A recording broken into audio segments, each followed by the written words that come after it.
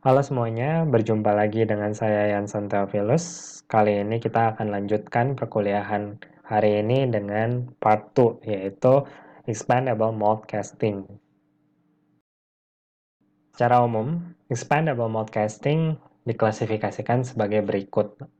Ada 6 variasi, di mana variasi utamanya adalah yang disebut dengan sand casting, atau yang pertama, di mana tipe casting ini menggunakan bahan utama cetakan yaitu sand atau pasir. Sedangkan yang kedua sampai ke-6 merupakan variasi lainnya yang juga kurang lebih prinsip kerjanya sama seperti sand casting ya. Ada shell molding, di mana kita membentuk semacam cangkang yang tetap dipadu dengan pasir nantinya. Lalu ada vacuum molding, di mana kita nanti membuat cetakan menggunakan prinsip kerja vakum. Lalu ada expanded polystyrene process, di mana kita menggunakan styrofoam sebagai pattern. Lalu yang kelima ada investment casting. Ini kita menggunakan wax atau lilin untuk sebagai pattern juga. Dan yang keenam yaitu plaster mold and ceramic mold casting, di mana kita membuat cetakannya bukan menggunakan pasir, melainkan menggunakan plaster atau ceramik. Kita akan bahas satu persatu lebih lanjut.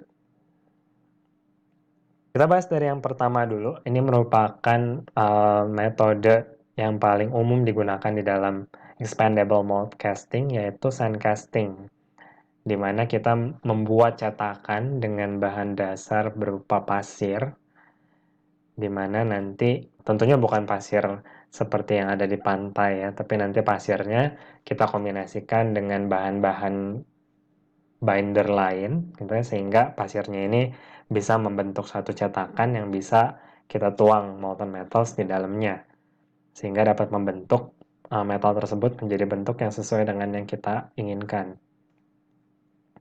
Sand casting merupakan salah satu metode expandable mold yang paling sering digunakan dalam proses casting. Kenapa? Karena hampir semua jenis metal bisa menggunakan sand casting, dari mulai yang ukuran besar sampai ukuran kecil, itu bisa dibuat dengan mudah. Karena media cetakan pasir ini mudah ditemukan gitu, dan mudah diperoleh, dan harganya relatif cukup murah, sehingga sand casting ini sangat banyak digunakan di pasaran. Untuk production quantities-nya itu bisa dari 1 hingga jutaan juga bisa digunakan sand casting. Hanya saja mungkin butuh proses yang lebih lambat gitu, karena pada sand casting balik lagi seperti expandable mold casting secara umumnya, kita harus korbankan cetakannya ketika kita selesai dengan satu produk, lalu kita buat cetakan yang baru dan begitu seterusnya. Hanya saja sand casting ini relatif mudah untuk membuat cetakannya dan juga menghancurkannya, sehingga bisa tetap dilakukan mass production dengan menggunakan sand casting. Secara umum, sand casting memiliki beberapa step utama. Kita bisa mulai dari sebelah kiri ini. Dari yang paling pertama adalah dua ini ya. Kita membuat cetakannya menggunakan pasir. Kita persiapkan pasirnya, kita pilih pasir jenis apa. Nanti kita akan bahas lebih lanjut jenis-jenis pasir yang bisa digunakan. Lalu ukuran grainnya, apakah kita mau besar kecil atau kecil gitu ya. Nanti juga kita akan bahas. Dengan menggunakan pasir tersebut, kita membuat cetakan. Jangan lupa juga bahwa kita perlu membuat pattern. Pattern itu merupakan satu contoh gitu ya. Pattern itu sebuah contoh yang membentuk produk yang akan kita cetak, tapi bukan menggunakan material yang sesungguhnya gitu ya. Kita buat dari kayu atau dari plastik. Intinya adalah untuk memfasilitasi kita dalam membuat cetakan gitu. Tentunya cetakannya dari pasir, tapi ketika membuat profil bagian dalam dari cetakan tersebut, kita kan butuh contoh atau patternnya gitu ya, untuk bisa membentuk bagian dalam tersebut. Nah, kita gunakan pattern. Lalu kita juga bisa tambahkan core ketika kita ingin membuat internal surface dari produk tersebut. Misalnya kita mau buat lubang di bagian dalamnya, kita butuh core. Core itu apa? Sudah kita bahas pada video sebelumnya ya. Setelah selesai dengan pattern, core, dan juga moldnya, kita baru mulai dengan proses castingnya. Oke, dimulai dengan cara melelehkan raw metal, lalu kita tuang, lalu kita tunggu solidification and cooling. Oke, setelah menjadi solid, lalu kita pisahkan, kita rusak, biasa kita hancurkan si cetakannya. Kita pisahkan dari bagian produk yang kita inginkan. Lalu nanti sand atau pasir yang sudah kita hancurkan itu bisa dibentuk ulang untuk cetakan selanjutnya. Oke, dan yang terakhir cleaning dan inspection. Inspeksi untuk memastikan bahwa spesifikasi dari produk tersebut atau komponen tersebut sesuai dengan yang kita harapkan.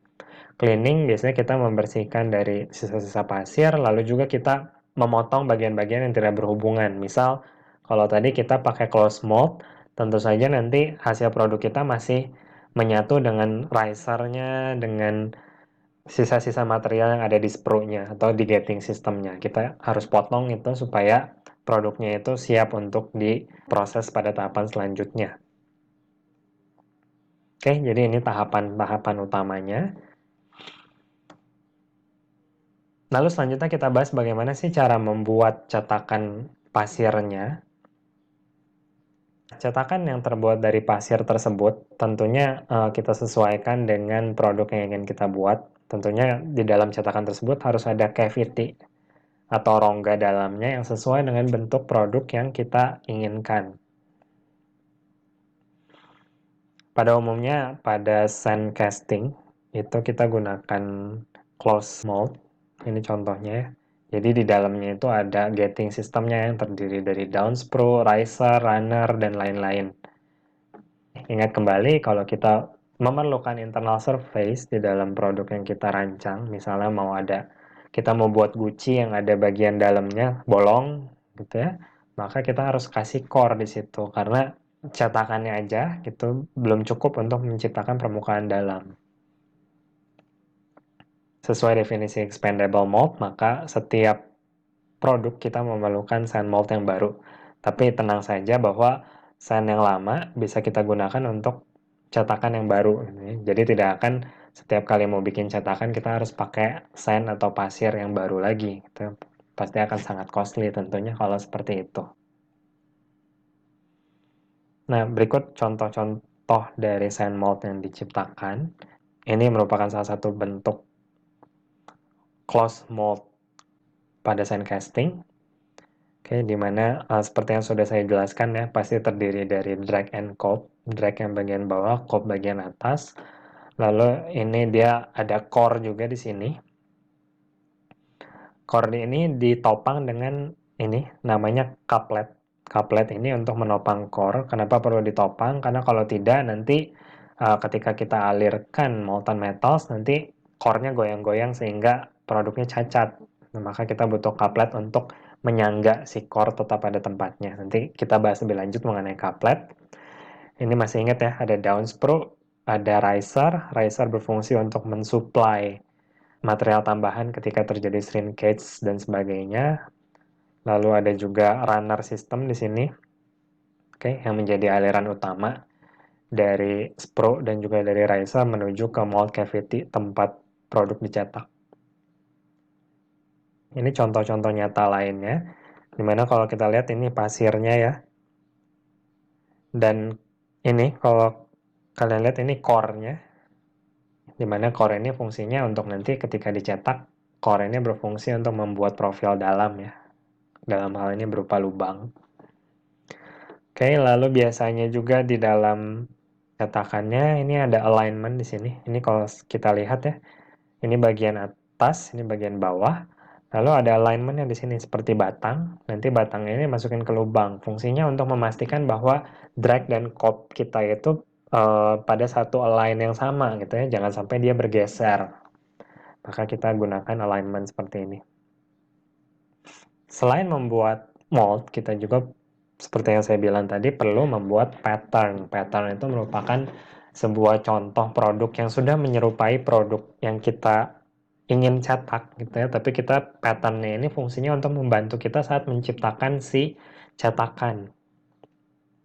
Pattern bisa terbuat dari berbagai macam material, bisa menggunakan kayu, bisa digunakan Kayu ini sering digunakan karena kayu ini mudah untuk dibentuk gitu ya, dan juga cukup tahan lama. Bisa juga kita gunakan metal. Metal lebih mahal gitu, tapi lebih tahan lama daripada kayu. Tapi balik lagi, membuat metal ya pasti butuh casting sebelumnya gitu ya untuk menciptakan si patternnya itu sendiri dari proses yang lain. Maka proses pembuatannya pasti lebih mahal daripada kayu. Bisa juga kita gunakan plastik. Ya, plastik mudah dibentuk seperti kayu, tapi tahan lama seperti metal. Gitu. Jadi dia plastik itu banyak juga digunakan sebagai kompensasi, mendapatkan nilai tengah di antara keuntungan dari wood dan juga keuntungan dari metal. Berikut jenis-jenis pattern secara umum. Ada yang solid pattern. Kalau solid pattern ya biasa aja ya membentuk produk aslinya seperti itu, tapi dengan bahan yang berbeda. Oke, ada juga split pattern. Split pattern itu pattern membentuk produk, tapi bisa dibagi dua, bisa di split. Biasanya ini untuk ketika kita membuat pattern untuk mold yang close mold, supaya kita bisa cetak masing-masing. Yang atas mungkin cetakan untuk yang cup, dan yang bawah itu cetakan untuk yang drag. Oke, selain split juga ada yang match plate dan juga cup and drag pattern. Untuk yang match plate itu ada tambahannya gitu ya, ada platnya. Platnya ini fungsinya untuk memudahkan kita dalam melakukan alignment. Jadi kalau dilihat di sini ada lubang-lubang. Seperti yang saya bilang tadi, lubang ini tujuannya supaya kita ngepasin antara cetakan bagian atas dan bawahnya itu lebih mudah. Ada juga cup and drag pattern, di mana ini patternnya sudah terintegrated dengan si gating systemnya gitu ya. Ada riser pattern, ada gating system pattern, ada down screw-nya nanti gitu ya, sehingga mempermudah kita dalam membuat close mold. Pilih yang mana disesuaikan dengan kebutuhan. Tentunya yang paling simpel dibuat ya yang A gitu ya, tapi seiring dengan semakin kompleksnya bentuk benda dan bentuk cetakan, maka kita perlu menyesuaikan yang mana yang perlu kita buat. Selanjutnya, the core. Core kita perlukan selama kita memiliki internal surface. Contohnya adalah kita membuat lubang atau rongga bagian dalam dari satu komponen atau produk, maka pasti kita butuh core. Core ini mungkin kalau kita bisa jepit di bagian ujung-ujungnya, misalnya di bagian ujung sini dan sini, tentu saja kita nggak perlu sesuatu untuk menahan dia. Namun, pada berbagai aplikasi kita butuh namanya couplet. Couplet ini fungsinya untuk menahan si core ini tepat pada posisinya. Karena core ini kan profil bagian dalam ya. Biasanya si core itu ngambang gitu. Ngambang di antara si cetakan. Kalau nggak ada couplet yang menahan dia, lama-lama dia bisa terdorong ke bawah karena ada gravitasi atau karena dialiri oleh molten metal, maka dia bisa gerak-gerak gitu. Yang biasa kita sebutnya buoyancy. Nanti kita akan bahas buoyancy force, yaitu gaya apung akibat dia berada pada aliran molten metals. Nah, couplet berfungsi untuk menopang dia tetap pada posisinya. Couplet tentunya perlu dibuat dari metal juga yang memiliki melting temperature yang lebih tinggi. Kenapa? Bayangkan kalau melting temperature lebih rendah, ketika molten metal dialirkan ya coupletnya juga ikut meleleh gitu ya. Maka dia butuh higher melting temperature untuk bisa menopang. Nah, pada berbagai aplikasi, coupletnya sendiri kan nanti pada saat sudah tercetak, itu akan menyatu dengan bendanya. Nah, bisa juga kita pakai gitu ya, coupletnya ini nanti akan jadi bagian dari bendanya, atau bisa juga kita lepaskan. Tergantung kebutuhan, balik lagi gitu ya. Kalau kita mau lepaskan, tentunya perlu ada finishing proses nanti setelah produknya ini selesai di casting. Nah, ini untuk contoh gambar yang di bawah, ini contoh bendanya ya. Jangan menganggap dia ini kotak ya, karena ini gambar potongan. Setelah lulus Gartek, harusnya kalian sudah lancar ya dalam membayangkan kira-kira kalau cetakannya seperti ini, bentuk bendanya seperti apa ya. Berikut ini beberapa sifat properties dari sebuah cetakan yang kita harapkan. yang tentunya perlu kita pertimbangkan ketika kita ingin membuat cetakan untuk casting. Yang pertama, strength. Tentu saja ya, cetakan yang kita buat itu harus cukup kuat untuk maintain shapes dan resist erosion. Maintain shape dalam arti ketika nanti molten metal masuk dan mengisi mold cavity, mold kita itu harus tetap pada posisinya. Jangan sampai dia berubah posisi karena dia terdorong oleh molten metal ataupun terkena dampak gravitasi. Selain itu juga harus resist erosion. Karena dia terkena molten metal yang panas dan berbentuk cairan, maka ketika moltnya tidak cukup baik, maka dia akan terkena erosi atau terkikis gitu ya permukaannya, sehingga menimbulkan cacat pada permukaan benda hasil casting. Nah, itu yang tidak kita harapkan. Lalu yang kedua, permeabilitas yang baik. Permeabilitas sendiri, seperti yang dipelajari saat SMA, merupakan kemampuan suatu material untuk meloloskan suatu gas atau udara melewati dirinya gitu ya. Semakin rongga-rongga materialnya itu semakin besar, maka permeabilitasnya tentunya semakin baik. Tapi kalau rongganya semakin besar, di satu sisi nanti akan menimbulkan permukaan yang kasar pada benda kerja yang dihasilkan. Maka permeabilitas ini trade-off ya. Kita mau buat pasirnya itu padat sekali tapi permeabilitasnya kurang baik, atau kita membuat longgar tapi permeabilitasnya baik. Kenapa permeabilitasnya harus baik? Karena pada saat kita mencetak molten metal dialirkan, ingat bahwa molten metal ini kan panas, pasti akan menghasilkan gas. Kalau gasnya itu tidak bisa kita keluarkan karena permeabilitasnya itu kurang baik, maka gas-gasnya itu akan tertahan di dalam si mold cavity. Sehingga nanti hasil produk kita akan banyak gelembung-gelembung gas. Itu juga tidak kita harapkan. Maka permeabilitas ini harus cukup baik. Tapi jangan berlebihan supaya permukaan benda kerja yang dihasilkan tetap baik pula. Lalu yang ketiga, thermal stability, di mana biasanya ini kita sebut refractory atau refractory materials, di mana material yang kita jadikan cetakan itu harus tetap stabil sifat propertiesnya meskipun dalam temperatur yang sangat panas. Ya, contohnya pasir gitu ya, di mana dalam keadaan yang panas, temperatur yang tinggi sekalipun pasir ini tidak akan merubah sifat propertiesnya secara relatif. Sifat properties yang selanjutnya adalah collapsibility. Bagaimana suatu cetakan memungkinkan hasil casting yang di dalamnya, di dalam mold cavity-nya itu untuk bisa menyusut dengan baik tanpa adanya cracking. Dan yang kelima tentunya reusability. Akan sangat merepotkan apabila suatu material cetakan ketika sudah selesai dipakai tidak bisa kita pakai lagi gitu ya. Maka kita perlu pertimbangkan juga material yang kita jadikan cetakan meskipun dia dikorbankan setelah produk tersebut jadi, tapi hasil korbannya itu bisa kita reuse kembali untuk membuat cetakan yang baru. Jadi 5 ini ya, desirable mold properties yang harus kita adakan dalam cetakan yang kita buat. Berikutnya material yang digunakan sebagai cetakan. Jadi ada dalam sun casting ada dua material utama. Yang pertama tentu pasirnya itu sendiri, itu atau dalam rumus kimianya SiO2, itu nama senyawanya. Kayak yang biasanya juga dicampur dengan mineral lainnya untuk memperkuat pasir ini sendiri. Kenapa pasir dipilih? Karena merupakan refractory properties yang baik.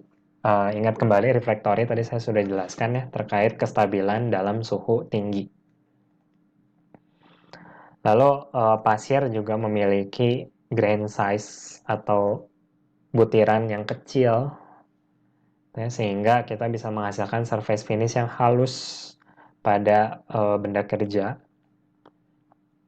Tapi harus hati-hati kita karena grain size atau besar butiran dari pasir ini bervariasi tentunya, ada yang besar, ada yang kecil. Kalau misalnya grain size-nya itu terlalu besar, maka permeabilitasnya baik, tapi secara permukaan nanti akan jadi kasar.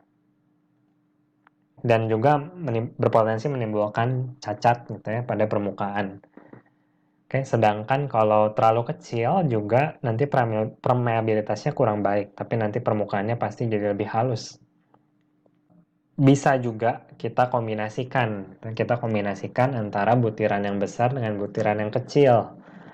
Namanya irregular grain shapes, gitu ya, dimana fungsinya adalah supaya terjadi interlocking. Interlocking adalah coba kalian bayangkan gitu ya, ketika butiran kecil semua dengan ada butiran besar kecil gitu ya, maka rongga-rongga yang dihasilkan itu akan lebih sempit gitu ya ketika kita punya grain shapes yang bervariasi, sehingga menimbulkan sesuatu yang namanya interlocking, saling mengunci antara ukuran grain yang berbeda-beda. Bisa mereduksi permeabilitas tapi membuat permukaan menjadi halus. Jadi itu harus dipertimbangkan. Grain size, kadang kita juga perlu secara terus-menerus kita menyaring si pasirnya ketika kita buat cetakan supaya kita punya batasan berapa sih ukuran terbesar pasir yang boleh masuk ke dalam cetakan, gitu ya. Selain pasir sebagai media utama dalam cetakan, kita juga pakai namanya binders atau pengikat. Kita tahu ya bahwa pasir tanpa binders nanti ketika kena molten metals pasti mudah terombang-ambing gitu ya. Dengan adanya binders, sand ini nanti akan tergumpal menjadi satu dan menjadi kuat untuk menahan dirinya ketika terkena molten metals, tetap membentuk ruang mold cavity sesuai dengan keinginan kita. Oke, biasanya binders ini terdiri dari waters dan juga bonding clay atau tanah liat yang fungsinya adalah menggabungkan si pasir tersebut, mengikat supaya tidak mudah untuk berubah bentuk. Biasanya mixingnya adalah 90% pasir, 3% air, dan 7% clay. Ini kita perlu hati-hati karena mixing ini akan menghasilkan moisture tertentu pada cetakan. Kalau moisture terlalu tinggi, maka berpotensi menimbulkan cacat juga pada benda casting. Selain clay, terdapat juga beberapa resins yang bisa digunakan. Berikut beberapa namanya: phenolic resin, sodium silicate, dan lain-lain. Disesuaikan tergantung dengan kebutuhan. Selain binders, juga ada mineral-mineral lain yang biasanya digunakan untuk sebagai campuran. Fungsinya adalah untuk meningkatkan kekuatan atau permeabilitas dari pasir.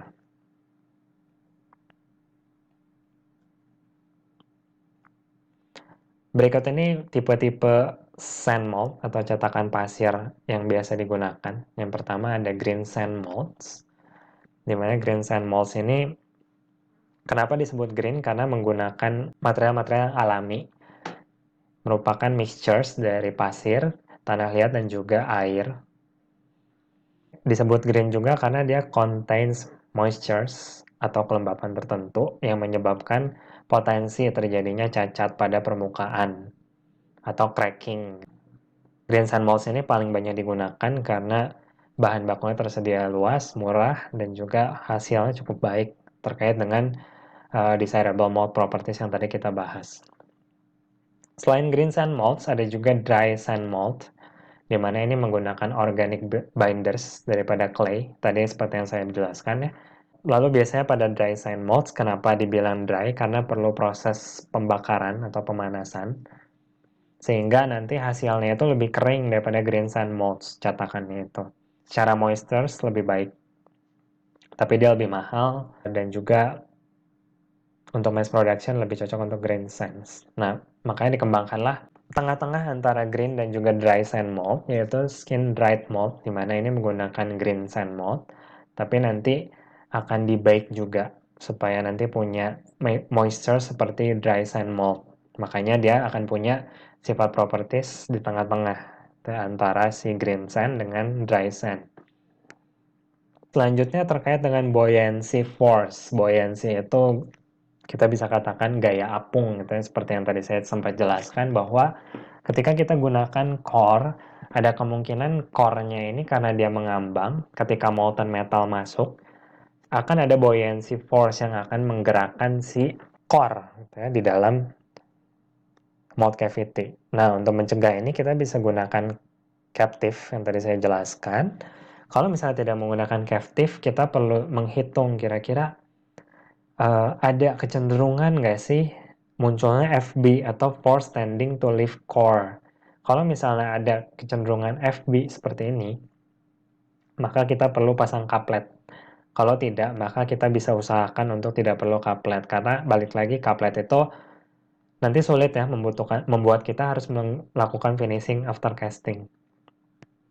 Oke, FB ini rumusnya WM minus WC, di mana WM itu berat dari molten metal displaced, sedangkan WC itu berat dari si core-nya. Ketika berat dari core-nya relatif lebih ringan daripada molten metals-nya, maka akan cenderung menggerakkan si core-nya nanti. Nah, ini contohnya ya. Core yang harusnya dia ada di tengah-tengah, tapi karena terkena buoyancy force, maka dia terangkat ke atas terapung, ya, sehingga tidak sesuai dengan yang kita harapkan. Inilah yang mau kita hindari, gitu ya, kejadian-kejadian seperti ini. Berikut contoh proses sand casting. Ini patternnya, pattern dibuat, lalu dimasukkan sand mold-nya yang sudah dicampurkan dengan berbagai material lainnya tentunya. Lalu kita balik. Nah, inilah yang jadi bagian drag-nya. Lalu sekarang dibuat bagian cop-nya. Ini kalau dilihat pattern-nya tadi yang tipe B ya, yang split. Lalu setelah digabungkan, kita kembali isi dengan pasir untuk membuat cetakan bagian atas atau bagian cop. Oke, kalau sudah, pattern-nya kita lepas. Setelah pattern kita lepas, jadi ya mold cavity-nya tinggal kita buat sprue-nya untuk jalan masuk si molten metals-nya. Terserah ya, kita perlu riser atau tidak. Kalau di sini contohnya tidak ada riser ya. Oke, jadi langsung dari daun sprue langsung ke benda kerja. Kurang lebih seperti itu prosesnya. Ini proses lainnya di sebuah perusahaan di China. Kita lihat. Pasirnya di bagian pasir yang bagian menyentuh ke mold cavity-nya disaring tadi ya, supaya mendapatkan grain size sesuai. Sedangkan yang bagian atas-atasnya nggak gitu ngaruh ya. Begitu sudah jadi bagian drag, dia buat bagian cop-nya.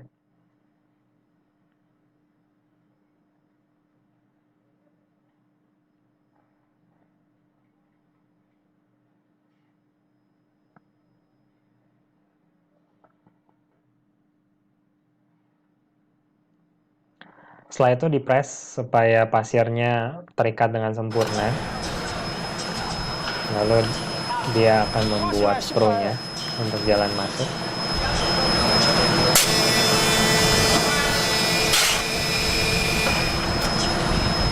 Lalu kalau sudah, patternnya dilepas dan cetakan sudah siap ya.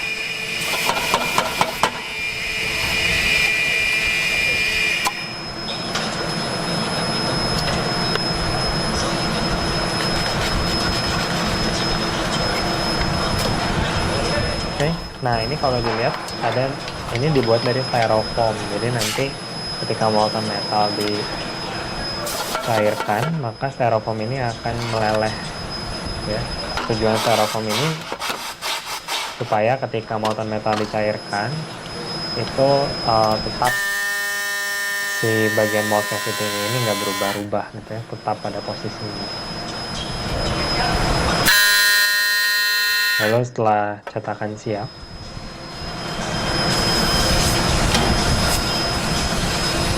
molten metal dialirkan. Yang styrofoam tadi saya bilang itu nanti akan kita bahas di bagian polystyrene mold. Tadi di variasi yang keempat kalau nggak salah.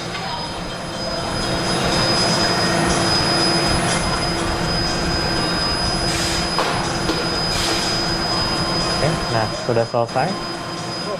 Lalu pasirnya dipisahkan. Lalu jadilah produknya. Oke, itu tadi sandcasting. Sekarang kita bahas beberapa variasi dari sandcasting yang juga termasuk expandable mold casting. Yang pertama adalah shell molding.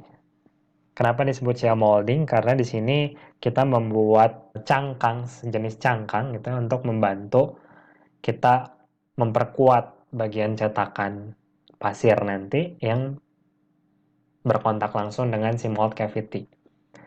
Berikut beberapa proses yang harus dilakukan. Jadi yang pertama kita harus punya pattern ya. Patternnya ini terbuat dari metal umumnya. Lalu nanti kita ingin membuat cangkang dengan bentuk permukaan pattern ini ya. Patternnya dipanaskan. Lalu ini pasir yang sudah dicampur dengan binders, entah itu resin ataupun clay. Biasanya pakai resin kalau shell molding. Setelah itu kita masuk ke tahap yang kedua. Setelah dipanaskan kita balik gitu ya, supaya si pasir yang sudah dicampur binders ini nempel di sini. Nah, setelah nempel ini apa akibatnya? Maka bagian yang terdekat ini akan mengeras gitu ya, membentuk cangkang. Masuklah ke yang ketiga. Pada proses ketiga, setelah didiamkan berapa lama, kita balik lagi. Setelah dibalik, sudah terbentuk shell di sini gitu ya, dimana sama seperti sand mold sebenarnya, tapi dia sudah punya sifat properties dengan strength dan permeabilitas yang lebih baik. Sehingga nanti pada sand mold, si shell ini yang akan diletakkan di permukaan mold cavity. Setelah jadi seperti ini, jangan lupa juga kita perlu memanaskan di oven. Tujuannya adalah untuk memperkuat si cangkang ini. Setelah dipanaskan, lalu masuk ke yang kelima. Shell mold tersebut dilepaskan gitu, dari si patternnya. Sekarang udah jadi nih shell mold yang sangat keras, permeabilitasnya baik, sudah siap.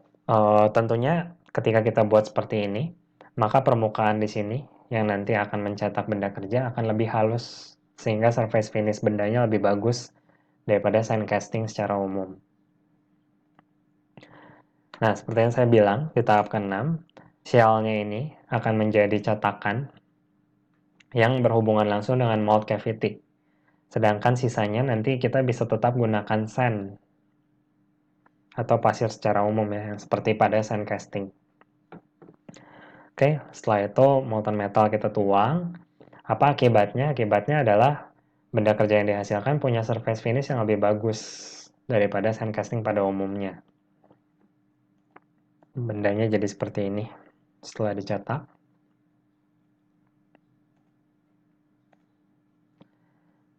Keuntungan dari shell molding, seperti yang saya bilang, itu punya cavity surface yang sangat bagus. Surface finishnya lebih halus, tapi dia punya permeabilitas yang cukup baik. Dan yang kedua, good dimensional accuracy. Karena, ya balik lagi, karena kita membuat si cangkangnya itu lebih kuat dan lebih menyerupai patternnya, maka nanti hasil permukaannya dimensinya akan lebih baik daripada sandcasting yang pertama. Oke, lalu collapsibility-nya juga lebih baik daripada sandcasting dan bisa digunakan untuk mass production gitu. Jadi si shell-nya ini bisa kita gunakan untuk berkali-kali hancurkan si pasirnya. Setelah selesai jadi produk, si shell-nya ini kemungkinan bisa kita gunakan berkali-kali. Namun kelemahannya pasti lebih mahal karena ada proses tambahan dibandingkan sandcasting. Dan karena ada proses tambahan, ada cost untuk membuat shell-nya, maka kalau untuk production quantity yang sedikit, itu jadi tidak menguntungkan. Ya, jadi biasanya ini untuk lebih ke mass production. Selanjutnya, expanded polystyrene mold. Nah, ini yang saya bilang tadi styrofoam, yang tadi kita lihat di video juga, di mana kita membuat pattern dari foam atau styrofoam, atau istilah kimiawinya polystyrene. Oke, di mana pattern ini akan kita taruh di dalam cetakan, sehingga nanti ketika molten metal ini dituang, maka foamnya ini akan menguap, akan hilang karena terkena panas dari molten metals. Tujuan dari polystyrene mold ini supaya kita tetap bisa menjaga si bentuk semula dari mold cavity dari satu sistem expandable mold casting kita. Nanti ketika foamnya itu terkena molten metal ini akan menggantikan posisi si foam, sehingga nanti surface finish dan dimensional akurasinya pasti lebih baik daripada sand casting pada umumnya. Tahapannya seperti ini. Tentunya kita perlu membuat pattern yang terbuat dari styrofoam. Entah apapun cara membuatnya, kita ukir atau bisa kita produksi dengan menggunakan proses produksi yang lain untuk membuat styrofoam patternnya. Lalu biasanya styrofoam patternnya ini kita semprot dengan spraying refractory compound supaya lebih tahan, permukaannya saja yang lebih tahan pada temperatur yang tinggi. Kenapa? Karena takutnya si moldnya itu sudah cukup panas, sehingga ketika kita masukin si patternnya, dia malah keburu rusak duluan permukaannya. Maka kita semprot dengan ini. Lalu selanjutnya kita tetap membuat mold yang terbuat dari sand dengan menggunakan pattern tersebut. Di mana patternnya itu ketika molten metal ini mau dituangkan, patternnya itu tetap kita simpan di dalam si moldnya, tidak kita keluarkan seperti sand casting pada umumnya. Nanti baru setelah molten metal dituang, maka styrofoam yang ada di dalamnya sini, itu dia akan terkena panas dan dampaknya adalah dia akan menguap, sehingga tidak akan mengganggu proses yang ada di dalam.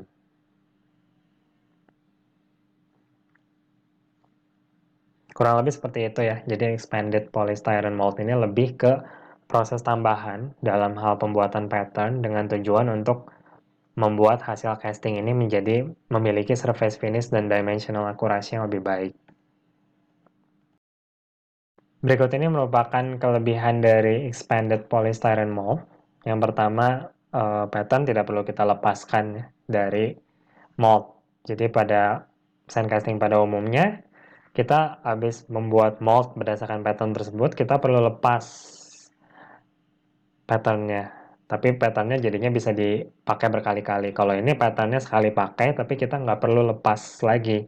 Sehingga impact-nya adalah lebih cepat prosesnya. Ada 1-2 proses membuka mold dan melepaskan si pattern, lalu menutup si moldnya kembali, itu kita bisa hilangkan.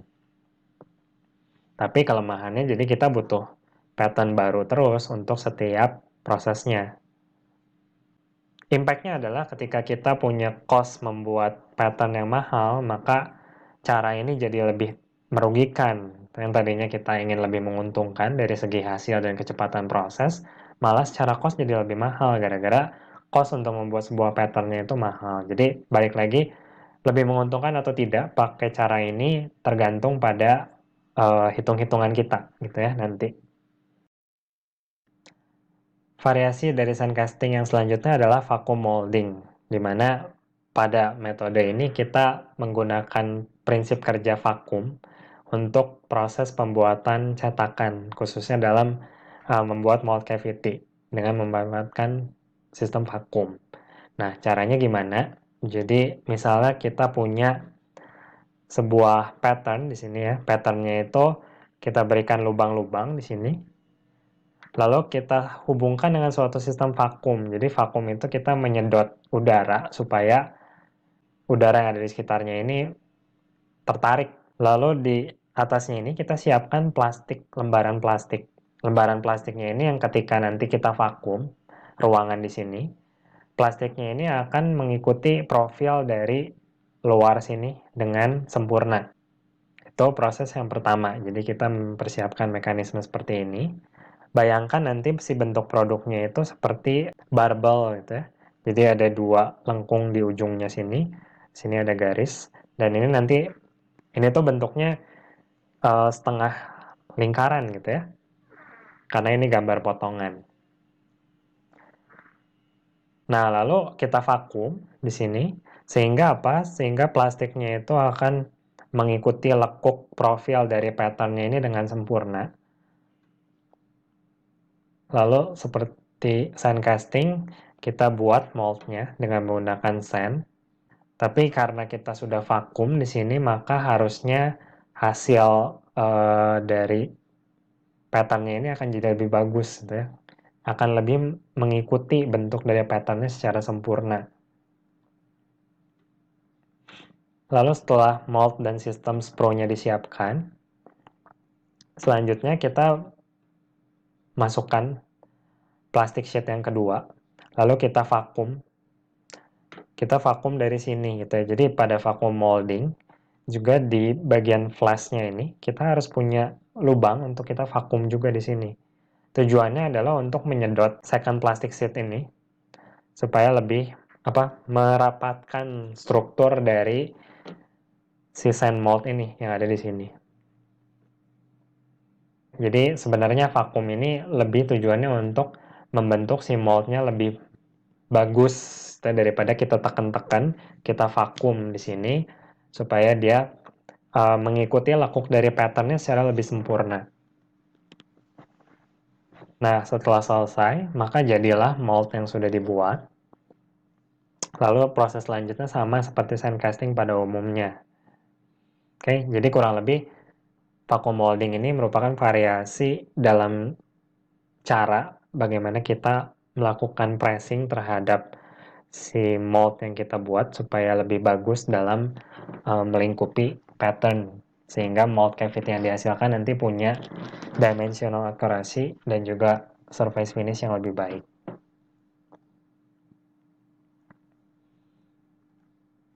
Keunggulannya struktur pasirnya tadi, sand moldnya tadi nggak perlu mechanical reconditioning.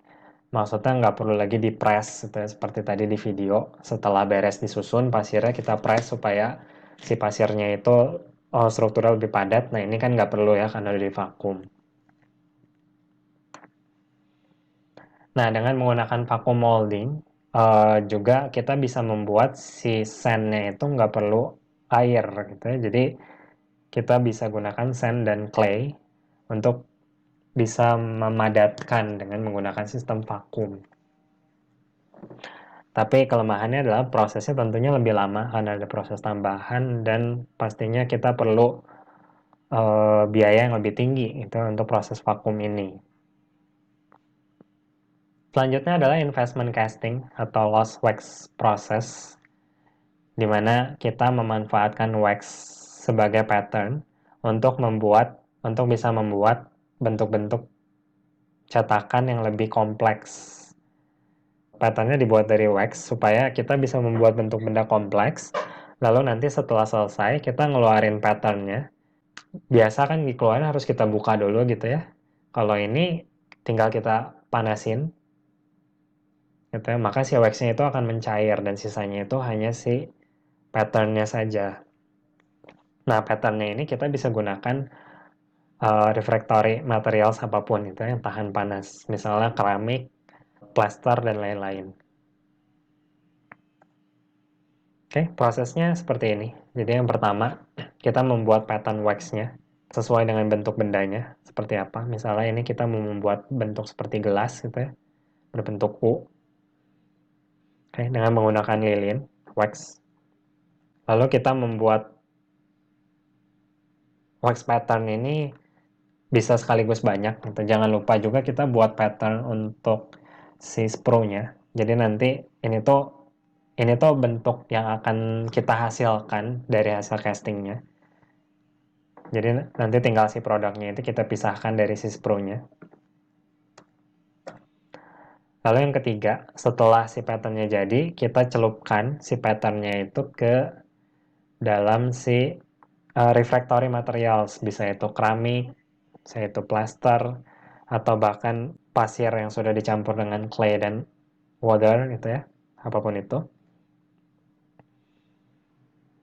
Kenapa kita butuh refractory materials? Karena wax-nya kan nanti akan dibuang dari sini ya.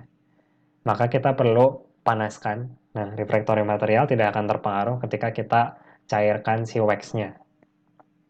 Nah, setelah ini melingkupi si wax-nya, selanjutnya kita cairkan gitu ya, si wax-nya tersebut, sehingga yang tersisa adalah refractory materials yang sudah membentuk benda kerja yang kita inginkan. Nah, berdasarkan si refractory materials inilah kita membuat si benda kerjanya. Kita tuangkan si molten metals ya ke dalam cetakan ini. Lalu setelah itu seperti biasa, seperti proses expandable mold casting pada umumnya, setelah jadi si refractory materials yang menjadi cetakan kita itu kita hancurkan setelahnya. Oke, berikut keunggulan dari investment casting. Tentunya karena proses pembuatannya kita bisa membuat pattern yang sangat kompleks sekalipun, banyak profil-profil tertutup, tidak jadi masalah.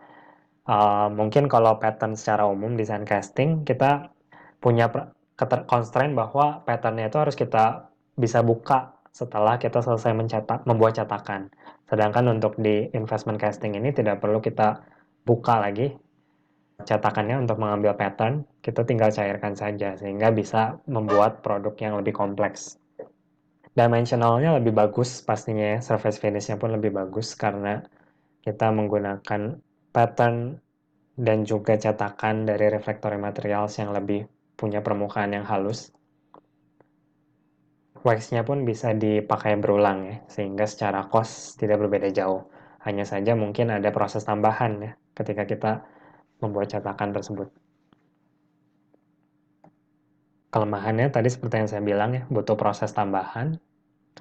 Dan juga ya karena prosesnya bertambah, maka cost-nya pun bertambah gitu. Sehingga kita harus berani bayar harga untuk kualitas yang lebih bagus dan untuk produk yang lebih kompleks.